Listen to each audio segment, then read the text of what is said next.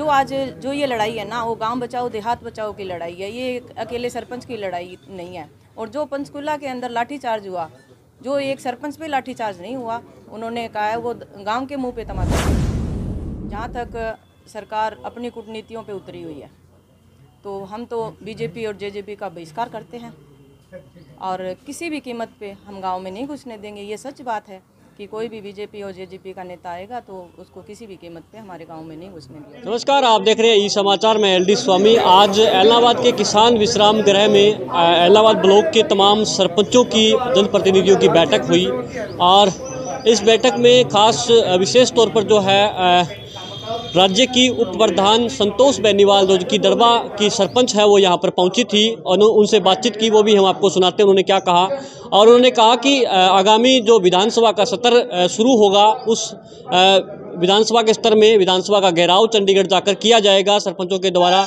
और ये अकेले सरपंचों की लड़ाई नहीं है, ये पूरे गांव देहात की लड़ाई है। जो सरकार ने सरपंचों पर लाठी बरसाई है वो अकेले सरपंच को नहीं, पूरे गांव के मुंह पर उन्होंने सरकार ने लाठी मारने का काम किया है। चलिए जानते हैं संतोष बेनीवाल और अन्य सरपंचों ने क्या कहा, सुनते हैं। पहले तो जी आपका बहुत बहुत धन्यवाद कि आप हमारी आवाज़ पहुंचाने के लिए सरकार तक यहाँ तक पहुँचे हो।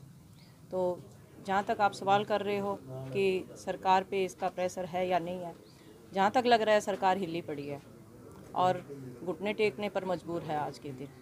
क्यों? जैसे जैसे फ़ोन आ रहे हैं और जो भी है अपने सरपंच भाई है उन पे दबाव डाला जा रहा है कि प्रस्ताव पेश कीजिए, प्रस्ताव पेश कीजिए। आज सरकार जोड़ी फैलाई खड़ी है सरपंचों के सामने कि प्रस्ताव दीजिए, तो सरकार डरी नहीं है तो जोड़ी क्यों फैला रही है?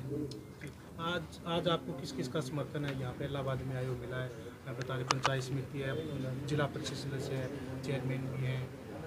हमें जो भी सारे जो जिला परिषद मेंबर भी आए हैं, चेयरमैन भी आए हैं और ब्लॉक मेंबर भी हैं और सरपंच पंच ये सारे हैं। और इसके साथ में हमें आम ग्रामीण है ना, उसका भी हमें समर्थन है और हमारे साथ आम ग्रामीण जैसे भी है आज खड़ा होके चलेगा। और इसमें देखो जो आज जो ये लड़ाई है ना, वो गांव बचाओ देहात बचाओ की लड़ाई है। ये अकेले सरपंच की लड़ाई नहीं है। और जो पंचकुला के अंदर लाठीचार्ज हुआ, जो एक सरपंच पे लाठीचार्ज नहीं हुआ, उन्होंने कहा है वो गांव के मुंह पे तमाचा मारा है। और इस जो ये गांव पे मुंह पे तमाचा मारा है ना, इसका जवाब किसी भी कीमत में सरपंच है चाहे आम जो भी ग्रामीण है वो पीछे नहीं हटेगा, बढ़ चढ़ के भाग लेगा। और जो हमारा 17 का सिस्टम है ना, वो उसमें है जैसे भी है विधानसभा सत्र चालू होने वाले हैं तो उसके अंदर हम घेराव करने वाले हैं, वो भारी संख्या में लोग जुड़ेंगे। एक बता रहे हैं जो सत्ता पक्ष के नेता है, पॉलिटिक्स लीडर है, उनको भी गांव के अंदर नहीं घुसने देंगे सरपंच, इस तरह की। देखो जहाँ तक सरकार अपनी कूटनीतियों पे उतरी हुई है, तो हम तो बीजेपी और जेजेपी का बहिष्कार करते हैं और किसी भी कीमत पे हम गांव में नहीं घुसने देंगे। ये सच बात है कि कोई भी बीजेपी और जेजेपी का नेता आएगा तो उसको किसी भी कीमत पे हमारे गांव में नहीं घुसने दिया जाएगा। आज की रूपरेखा मीटिंग की जो 17 तारीख विधानसभा का घेराव है हमारा, उसके संदर्भ में करी गई है। अभी 17 तारीख को एलनाबाद ब्लॉक से जोर शोर से सरपंच साथी और साथ में ब्लॉक समिति सदस्य और हमारे गाँवों के पंच और जिला परिषद मेंबर हैं, जितने हमारे साथ विधानसभा का घेराव करने के लिए जोर शोर से एलनाबाद से निकलेंगे। देखिए, सबसे पहले तो आपका धन्यवाद। जहाँ तक बात है ये आंदोलन की और सरकार नहीं मान रही है, सरपंच जो हैं एक धरातल से जुड़े हुए हैं और इलेक्टिव बॉडी है, चुने हुए जो है गांवों से चुने हुए सभी साथी हैं। और हमारे साथ जैसे ग्राम पंचायत समिति के सदस्य हैं, जिला परिषद के सदस्य हैं। हम जो आंदोलन है पूरा एकता के साथ लड़ रहे हैं।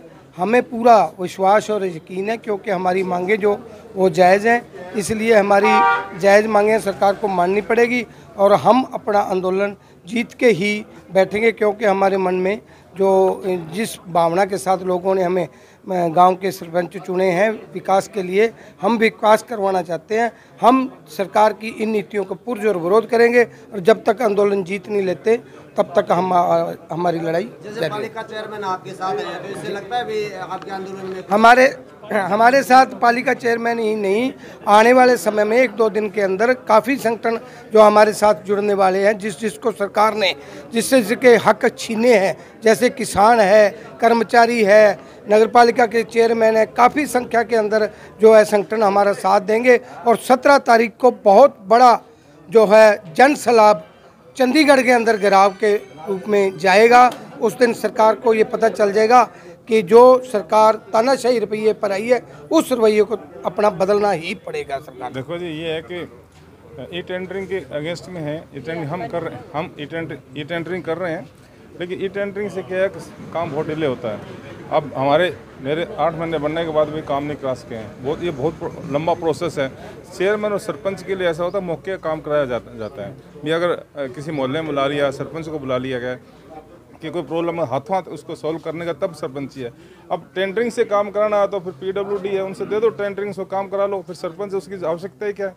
हमारी चेयरमैनों की पावर है, DD पावर वापस लेने की कह रहे हैं। एक नया सिस्टम, एक फाइनेंस कमेटी बना दी गई है जिसमें यानी कि हमारी बहुत सी परेशानी हो रही है। सारे चेयरमैनों ने अभी यानी कि टाइम दिया है, अभी यानी कि नेक्स्ट 2-3 मिनट मीटिंग होगी हमारी। अगर मांगेंगे तो हम भी यानी कि धरने पे हैं, इनके साथ में है, बिल्कुल सपोर्ट कर दिया। मेरी तरफ से सपोर्ट है, बाकी चेयरमैन भी आ जाएंगे अगर हमारी सरकार नहीं मानती है।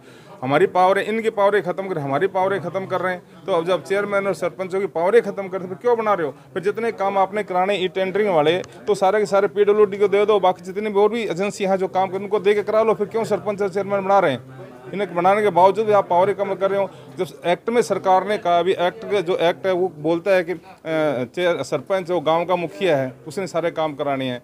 और बाकी जो ऑफिशियल होते हैं उनको सपोर्टिंग है, उनको सपोर्ट एक्ट के साथ काम करवाना ये काम है, लेकिन पावर सारे उनको दे रहे हैं। तो सरपंच से चेयरमैन बनाने का कोई तुक नहीं है। इसलिए हमारे चेयरमैन ने भी ये फाइनल किया कि 1-2 दिन मीटिंग के बाद में हम इनको पूरा समर्थन देंगे।